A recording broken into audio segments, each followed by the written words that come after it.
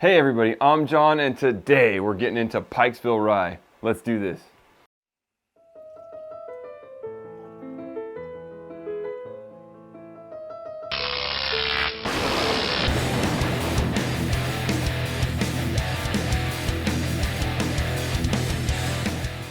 Hey everybody, and thank you so much for joining me today here on Blind Whiskey Reviews, the most honest reviews on YouTube. Today I am very excited to bring you this whiskey for several reasons. One of which is you guys have been asking me to review this whiskey forever. And until I started doing these No Time Like the Present reviews, I didn't get to pick the whiskeys that I opened up. Well, no more. That's why I created this segment, so I can open the whiskeys that I want to drink and you want to see. So today we're bringing you one of those. The other reason I'm really excited to review this whiskey is if you look at the banner on my page, Blind Whiskey Reviews, there's a banner at the top with a picture of a bunch of whiskeys on my fireplace back here. One of those whiskeys is this bottle, and that picture was taken before I ever shot my first video. So I'm really excited. I've had this bottle the entire time I've been doing this channel, which at this point is right about 2 years.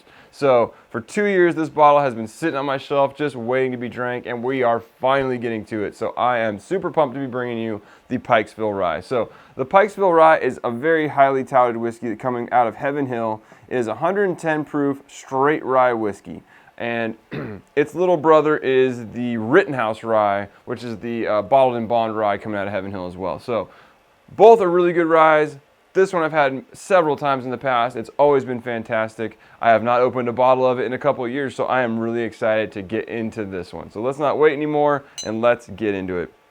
So one thing that this bottle does have is an age statement on the back label. So it says this whiskey is aged at least 6 years. So we got a 6-year age statement on this rye. Now, I think I paid a little bit more for this bottle, but I've been seeing these bottles go for $39.99 these days. Ooh, nice pop. I've been seeing them go for incredibly cheap. So for a 6-year age-stated rye whiskey at 110 proof, and for those of you that don't know, rye whiskey ages faster than bourbon does. So a 6-year age statement is really kind of like the equivalent of maybe like 8, 9, 10 years in a bourbon. They age faster. It does, you know, the things that happen to a bourbon in a barrel happen quicker to rye. So having a 6-year age statement is fantastic. Coming out of a big distillery at 110 proof, for $40 to $50, I'm in all day. So, like I said, it's been a while since I've had the Pikesville, so I am really excited to get into this bottle. It's got a fantastic dark color on it, really dark amber. Oh, the nose on it is killer right now. Popping with some beautiful fruity notes, some apple, some cherry. There's a hint of spice in there, some herbal characters.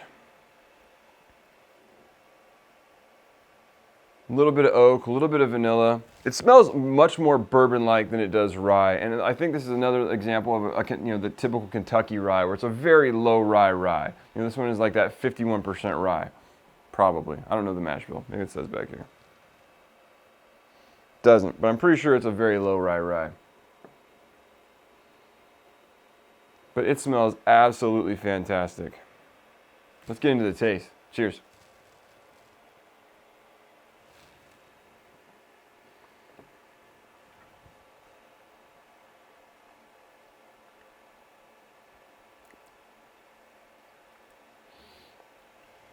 So first time across the palate, very nice warming sensation. Not a harsh burn, just that nice, slow building heat across the whole palate, a little bit down the chest. First thing that really stood out to me is those like light fruity notes. There's definitely like some apple there, some cherry up front. It switches into some herbal characters, but let me get one more taste and we'll start getting into more of those flavor notes.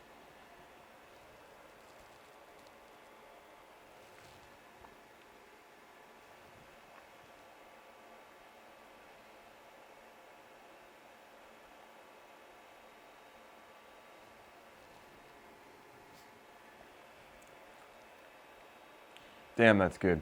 I am so mad I haven't drank this whiskey in like 2 years. Sometimes blind review channels suck. And not because of the reviews, but the process sucked, and I'm so glad I changed the process. So, again, for you guys that haven't been watching very long, this is the No Time Like a Present review where I crack the bottle open so we can get the first impressions, but we are going to do a blind review of this whiskey, hopefully shortly. I'll let this whiskey sit open for a few weeks. I'll pour a sample that we'll end up reviewing blind down the line here. So that's coming soon. I'm building up those blind samples because like I've mentioned a few times, I'm reformatting the channel and not what you guys see, but how I do it in the background. I'm reformatting how I do these blind reviews so it makes a little bit more sense for me and everybody else. So that's coming. I'm building up the blind review samples right now. Once I think I need to hit 32 to fill my boxes, so we will be there shortly. But this whiskey is tasting fantastic. Give one more taste and we'll start diving through these flavor notes.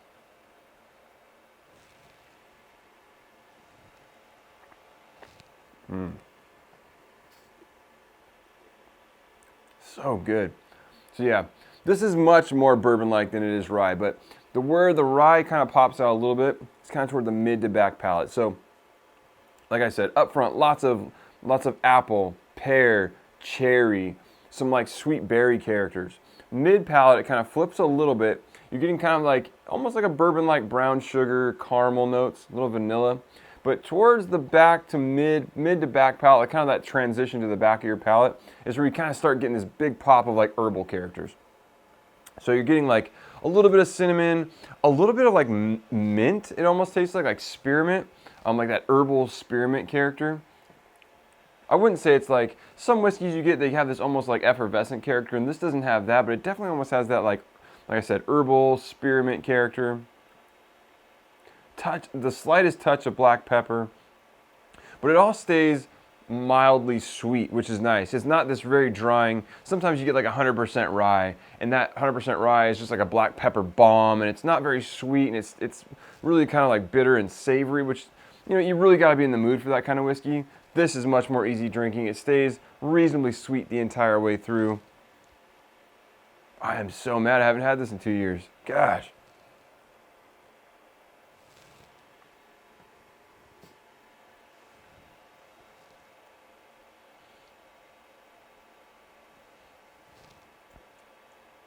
The more you get it across the palate, the more you can kind of pick out more notes. It's nice and complex.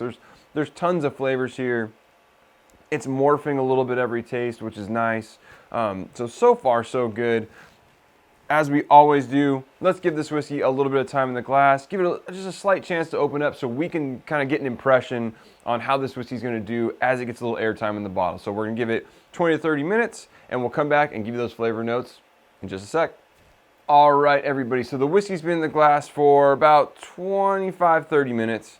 It was tasting fantastic before, and I can't wait to see what it's doing now. So let's get a nose on this.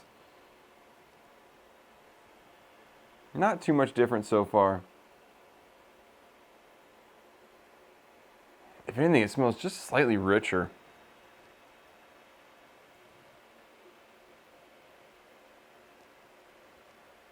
There's a nice sweet vanilla note, maybe even almost like a maple character.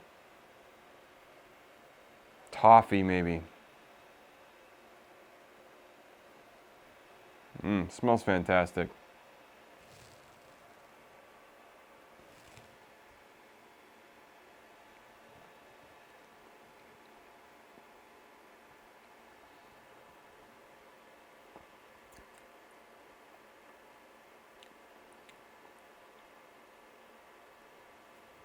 God, it's just so good, so complex, so many different flavors there. I won't say that it changed too much from when we started looking at it before. The airtime hasn't done a whole lot to it just yet. Maybe brought out a couple more of those herbal characters, or at least brought them forward a little bit more.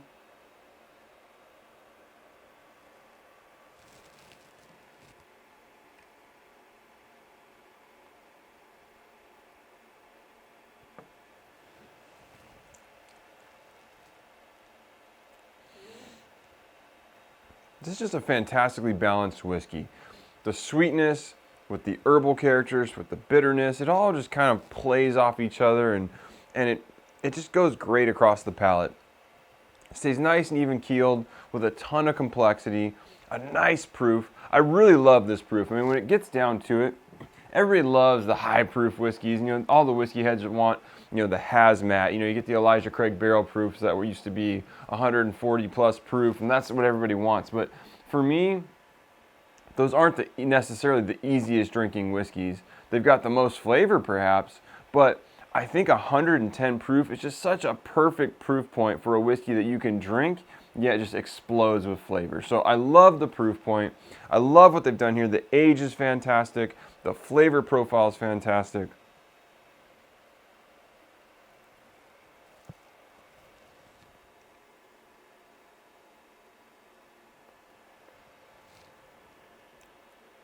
Yeah, there's that vanilla.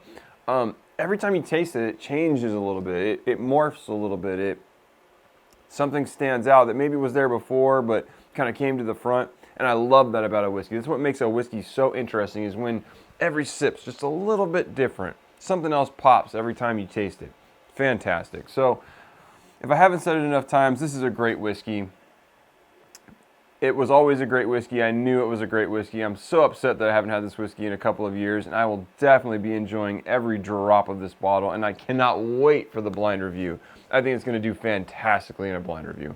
And I really want to do a barrel proof or a high proof rye shootout with a few other whiskeys. There's a couple other really good ones, maybe like the Michter's barrel proof rye, maybe like Wild Turkey Cornerstone. I think it'd be fantastic to put these things together, do a blind tasting, and really just see what stands out. And I know this is going to do really well. And at the price point, it's unbeatable. Unbeatable. Like I said, I can get this bottle for $40. Unbeatable. It's just one of the best values in whiskey, and I definitely need to go grab a few bottles before they start disappearing and the price goes up, because I've always enjoyed this whiskey, and it's still true today. So for a score, God, I have such a hard time giving it a non-blind score, but for a score for me, this one's definitely in the 90s. I'm going to give it a very, very solid score of a 90, 92, 93. I mean, it is just awesome whiskey. I'm giving it a 93. So this is a fantastic whiskey, and that is one of the higher scores I've given on this channel, and it deserves it. It is really good. Go pick up a bottle of Pikesville. You will not be disappointed. And for you bourbon heads that don't like rye, this is such a mild rye when it comes to like the rye characters. They're there. They're not in your face. And they're very well balanced with sweetness, with characters you'd expect in a bourbon. So you will not be mad if you buy this whiskey and you don't like rye. You will like this whiskey. I'd almost guarantee it, but I don't want to have to give you your money back if you don't like it. So I won't guarantee it, but we're very close. Please try this whiskey. If you're skeptical, go try it at a bar. I'm sure you can find it at a local bar somewhere. I don't think you'll be disappointed, but definitely let me know what you think of this whiskey in the comments down below. And if you try it down the line, definitely come back to this review and leave a comment. I want to know what you guys think of this whiskey. So let me know in the comments down below. I cannot wait to see what you guys think. As always, you can follow me on Instagram and Twitter at blind_reviews. You can follow me at Mission Bottle Kill on Instagram, where I'm posting pictures of people killing all kinds of great bottles of whiskey. If you want me to repost your pic, just tag at Mission Bottle Kill in your bottle kill post, and I'll repost it for you. Also, you can send me an email at blindwhiskeyreviews. That's whiskey with an E at gmail.com. And until next time, cheers.